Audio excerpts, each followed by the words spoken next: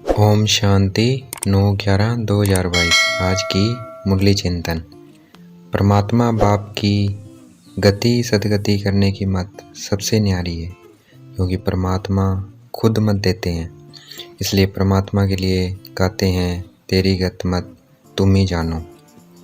जो बाप समान मीठे और प्यारे हैं, जो कभी मतभेद में नहीं आते, जिनके अंदर जरा भी कड़वापन अथवा देह अभिमान नहीं है, वही ब्रह्मा कुमार कुमारी कहलाने के अधिकारी हैं। एक दूसरे से लड़ते झगड़ते हैं, नफरत करते हैं, इसको रावण राज्य कहा जाता है। अब इसका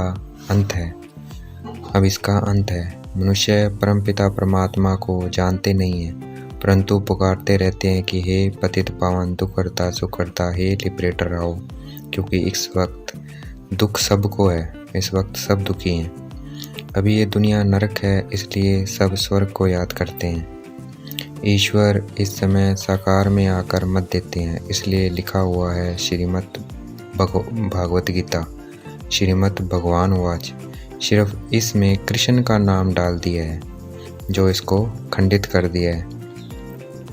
सबका सदगति दाता, सबका बाप सिर्फ एक परमपिता परमात्मा है। इसलिए हम सब आत्माएं आपस में भाई भाई हैं। ईश्वर इस समय साकार में आकर मत देते हैं, इसलिए लिखा हुआ है श्रीमद् भगवान वाच, श्रीमद् भागवत गीता। सिर्फ इसमें कृष्ण का नाम डाल दिया है। पतित पावन कौन? परमपिता परमात्मा या गंगा जल। अगर मनुष्य ये जान ले तो उनका भटकना बंद हो जाएगा। तो उनको ये समझाना है, ये ईश्वरीय राज्य है, ये ईश्वरीय राज्य है। इसमें आसुरी स्वभाव वाले रह नहीं सकते।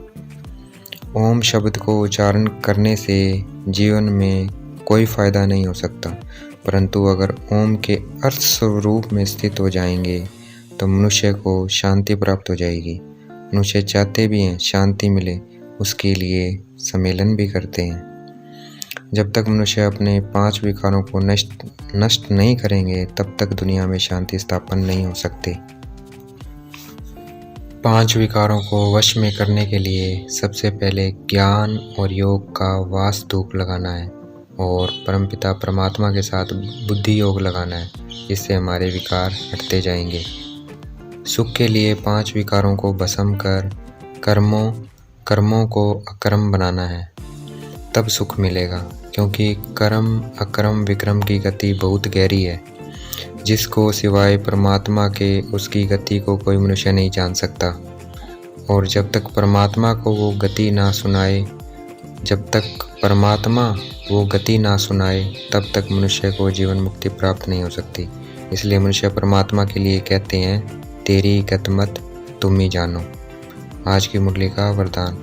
मास्टर दाता बन, खुशियों का खजाना बांटने वाले, सर्व की दुआओं के पात्र भव। मास्टर दाता बन, खुशियों का खजाना बांटने वाले, सर्व की दुआओं के पात्र भव। आज की मुरली का स्लोगन। संगम की प्राप्तियों को याद रखो तो दुख व परेशानी बातें याद नहीं आएंगी। संगम की प्राप्तियों को याद रखो तो दुख व परेशानी बातें याद नहीं आएगी। अच्छा, ओम शांति। शुक्रिया मेटे बाबा, शुक्रिया।